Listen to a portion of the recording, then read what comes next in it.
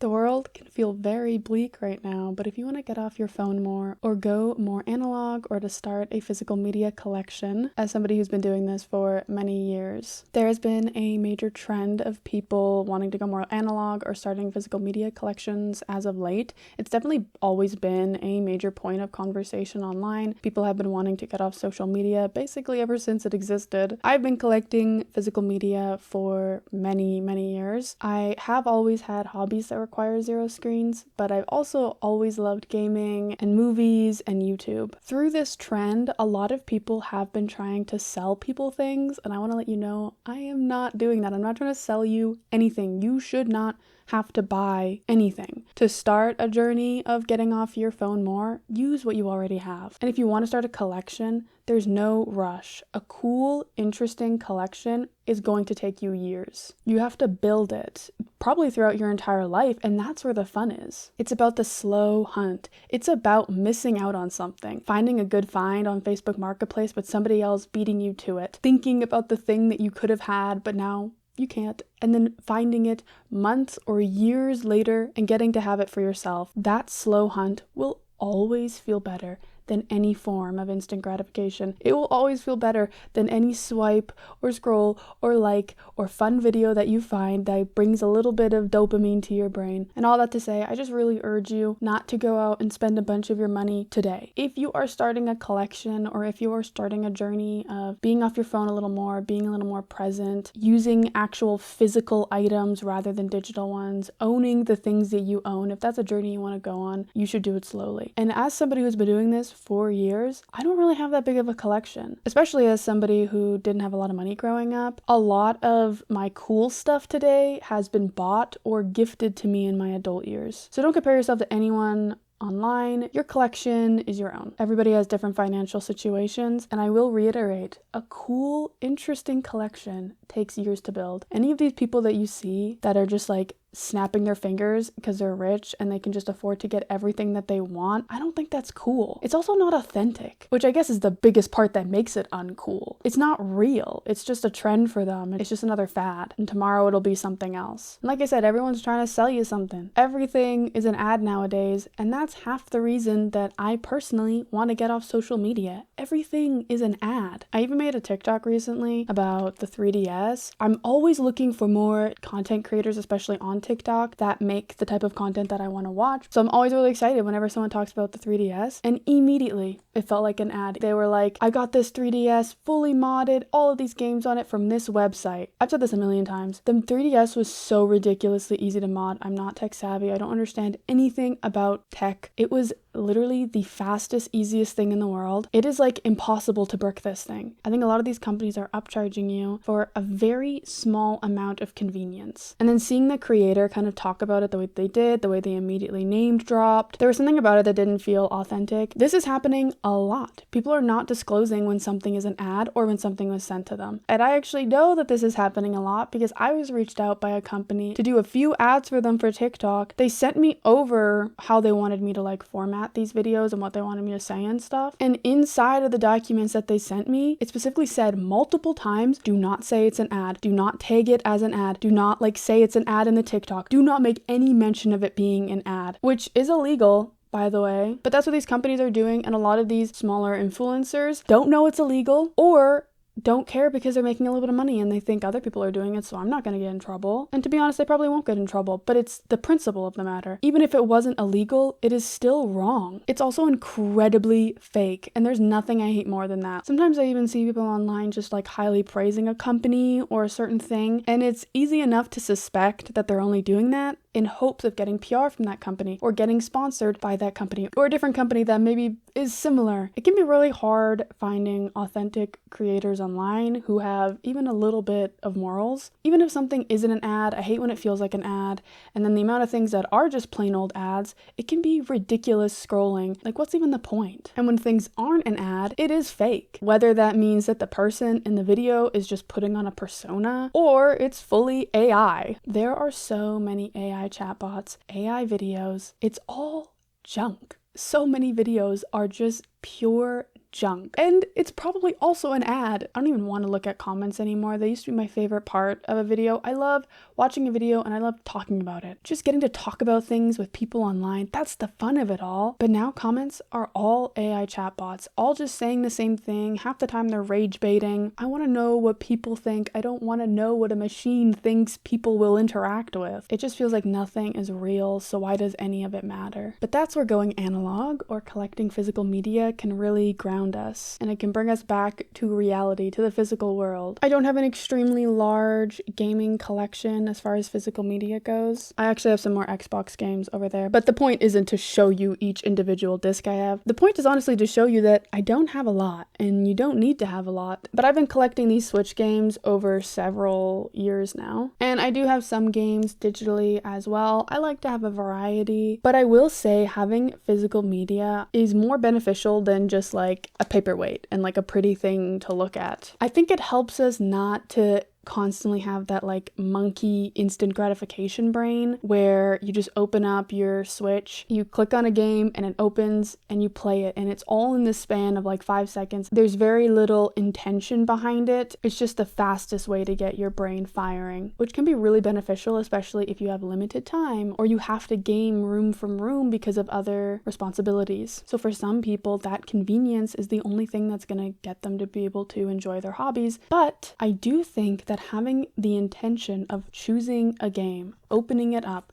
grabbing the cartridge, pulling the other cartridge out that was previously in there, putting it away, then putting your new cartridge in, starting that game up. Even though it is a short process, it requires us to use our brain. It requires us to be intentional. A lot of times when everything is digital, nothing really feels tangible, nothing feels real. And you're looking at your gaming library, it can feel really overwhelming. There's so many options. You'll open it up and you'll know, oh, I want to play this game, but then you'll see that other game that you didn't ever finish and it's on your backlog and it's been in your backlog for years, and now you feel guilty for that, and because of that guilt you don't want to play this new game, but you don't want to play that old game, and now you just don't want to play anything, or you get decision fatigue even though you already made your decision. Sometimes our brains are so exhausted by all of the choices we have to make, by all of the things and all of the stress that we have, that having endless options is actually a downfall. That having endless options will mean we do nothing. And although physical media doesn't necessarily negate that, and a lot of times our physical media collections can grow quite large and it can kind of give us that same sort of feeling. But at least for me personally, I do think having things physically makes it a little bit easier for me to make a decision and stick to that decision. Or at the very least to be a tiny bit more intentional with my hobbies.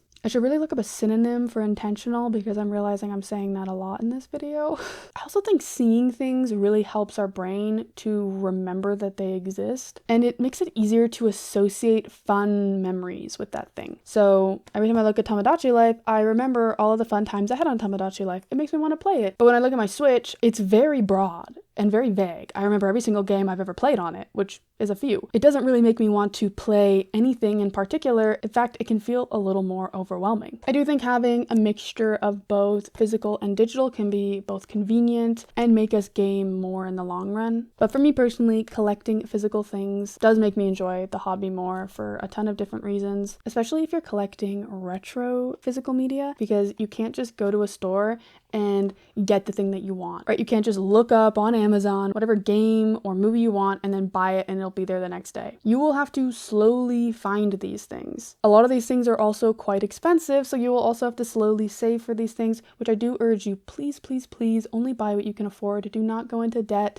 for this hobby. It's not worth it. Once again, it's all about that hunt. It's all about the delayed gratification. It's all about wanting something and then finally getting it. You'll be able to appreciate the physical thing more as well as using the thing. So playing the game or watching the movie. This is a gaming channel, but I also want to talk about collecting physical media in movies and TV shows as well. This is just a random selection that I've chose. I love movies. This one's one of my favorites actually. Basically all of these are one of my favorites. I love The Crazies. That's such a good movie if you haven't seen it. And I do really like Friends. Objectively, is it a great TV show? No. Is it extremely cliche? Yes. But there is something so comforting about the first few seasons of Friends. And it also reminds me of a time when we didn't have phones and social media, and oh boy, do I wish I could live in the 90s. It's crazy how this really wasn't that long ago, but the world has changed so drastically. And collecting the things that I already know I like and the things that I know I'm going to want to watch again and again is so much more beneficial than paying for some stupid streaming app, which can I just say how much I hate monthly subscriptions, because I hate monthly subscriptions. But half the time, these monthly subscriptions don't even have what you want on them, okay?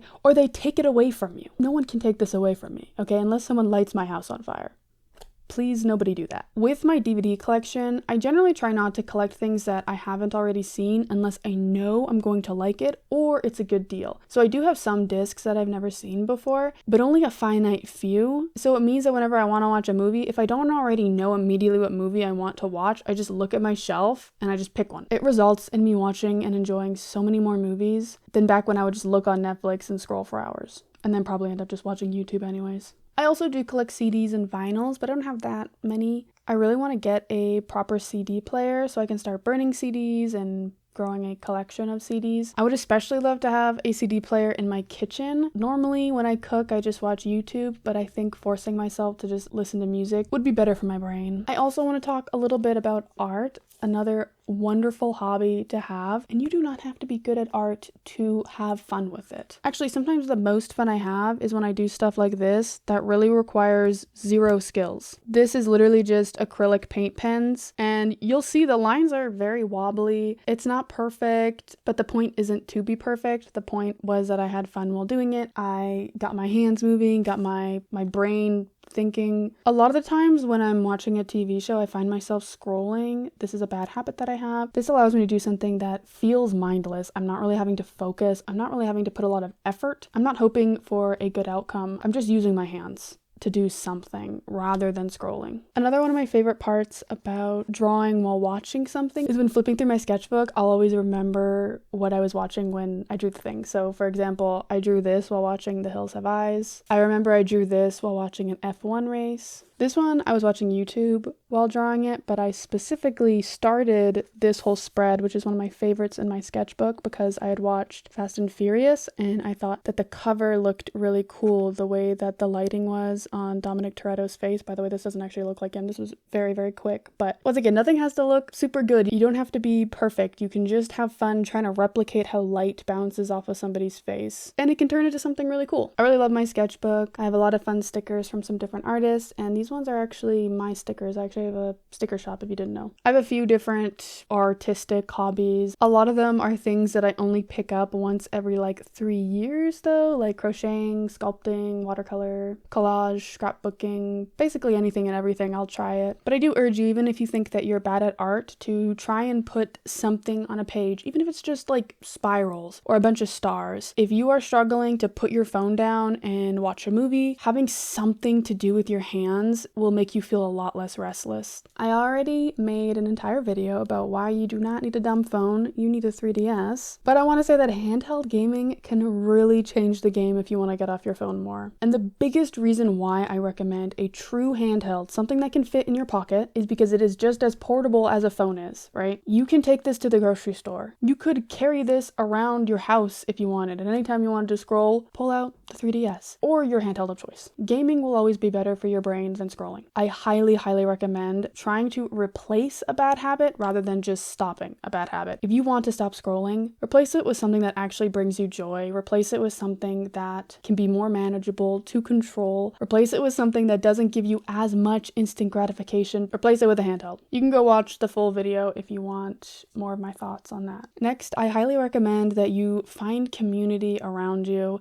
It feels really bleak online. And for me personally, the main reason I like being online is I like chatting with people. I like seeing people's opinion. I like learning about what people are passionate about. And it can feel really hard to meet people in person, but I do have some tips. Obviously, it's not as easy as when we were kids and you could just go up to somebody on the playground and say, hey, you want to be friends? If you did that in the grocery store today, it would have varying results. But there are some options, even if you think your town is too small to have anything. You might have a club. Look at your local library. I also urge you to go to a retro gaming store. And if you don't have a retro gaming store, try a retro music store, somewhere that sells vinyls. There will oftentimes be flyers, events, small businesses, and I recommend that you go to them. You meet people. There is probably already a small community that you are unaware of, and if there is not, then you will sadly have to build it, and that will take a lot of energy and effort, but it is possible. The biggest thing I can recommend is going to local bands. That can be one of the easiest ways to find the nerds. Generally, you might have to spend some money to actually go see the bands, like a